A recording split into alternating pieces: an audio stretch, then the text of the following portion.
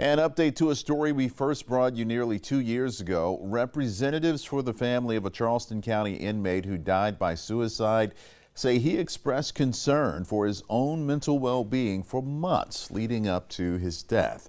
They have now filed 2 new lawsuits in that case.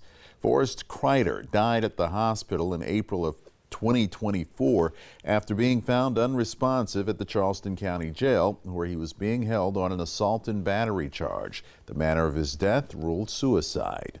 2 lawsuits claim he had reached out for help repeatedly before he died, and jail staff ignored his history of mental illness, never following up on his concerns. Lawyers representing Kreider's father are accusing the sheriff's office of wrongful death and medical malpractice. The suit also names Vital Core Health Strategies and a jail psychiatrist. We've reached out to all those named in the suit for a statement, but have not heard back yet.